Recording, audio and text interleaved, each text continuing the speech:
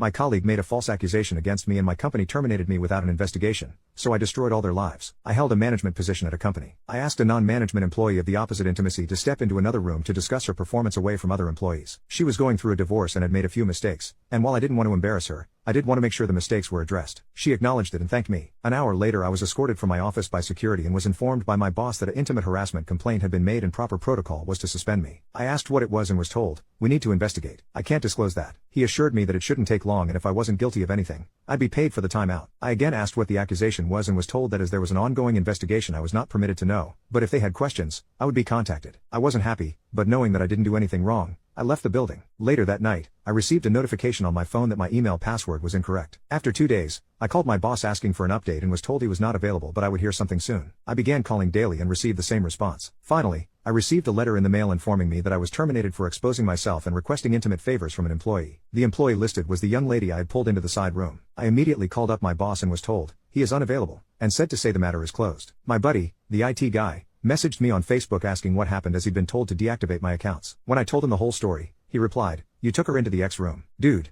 there's a security camera in there. We keep Y in there, so we always have the camera on." Sure enough, he pulls the footage and there I am, holding a pile of papers, pointing to them, and keeping my pants on the whole time. I left a message for my boss that the alleged incident occurred in a room with surveillance and that I would be contacting an attorney and subpoenaing the video record. I received a call back 15 minutes later asking me to please participate in a phone conference with him and HR. The conference went as expected. They didn't realize it had occurred in a room with surveillance. They have a zero tolerance policy that they have to enforce. You can't be too careful in this day and age, and they regret that this didn't come to light sooner. They've already replaced me, and as it wouldn't be fair to terminate my replacement as she's done nothing wrong, they don't have a job to offer me back. However, as a gesture of goodwill, they're going to pay me through my suspension, change my file so it reads that I voluntarily resigned, and provide me with a good reference. I replied that wasn't acceptable. They made a false accusation against me, withheld vital information that I could have easily refuted, refused to take my calls, and completely failed in their own investigation by not checking video footage that would have immediately exonerated me. They asked what I thought would be fair. I told them they could immediately terminate the employee who made the accusation and either give me my job back or pay me 1 year's salary in addition to what was offered. My boss said that he could not discuss another employee with me and that neither of those options are feasible. The only options I have are what he already offered. I replied that the options I gave were the only way I was not going to sue the company along with the employee. My boss replied that I signed an agreement when I was first hired saying I would take all disputes through arbitration and that I waived my right to sue the company. I do not remember signing the agreement, and I have not seen it, but it apparently says that I will take all disputes to arbitration.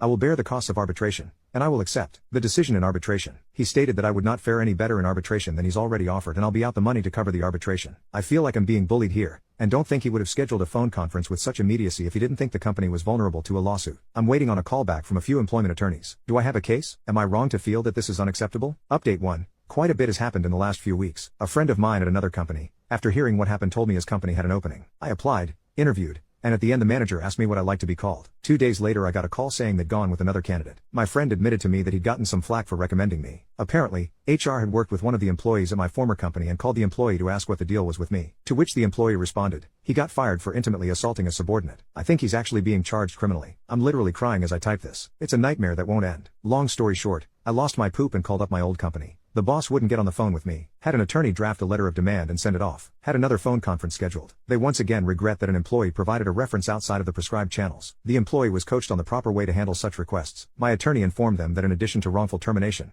we would be adding defamation to our complaint against them. They insist that they have not broken any laws and they cannot control the actions of an individual employee who went against company policy. So we're at an impasse there. Either I move ahead against them, or I walk away. At this point, I'm ready to drag this through court. I tried to take the high road and go elsewhere, but they're regretting a lot that they've done to me without any action to correct it. Oh, I almost forgot. A few days after my last post, they sent me a packet of papers, standard non-disclosure notifications, COBRA, and a blank copy of the arbitration agreement for me to sign. Why a blank one, you ask? Well, it seems somebody effed up. They weren't making people sign when I was hired, and HR never bothered to have me sign the agreement when I worked there. I of course have signed nothing that they sent me including that agreement. I considered allowing arbitration if they pay the costs and I have approval over who is selected, but my attorney has advised me not to do that. I wish I had better news to report. Things aren't as hopeless as they'd first seemed, but not as easily fixable either. As for the employee who made the accusation, I know you're eager to hear, but at this point, I can't comment on what's happening there. Update 2. Everything has been resolved, and I've been wanting to give you guys an update but had to wait until my lawyer gave me the okay to talk about things. So let's start from the beginning. I pulled one of my direct reports, Deborah, into another room to discuss a few mistakes she made, but did not discipline her further. After this, she went to Joyce, one of the managers above me but not in my direct line of report, equal to my boss in terms of reporting structure. When Joyce heard that I had taken Deborah into another room without any witnesses, she said to her that it was unprofessional. Apparently, her exact words were, "You know, you could accuse him of being inappropriate with you,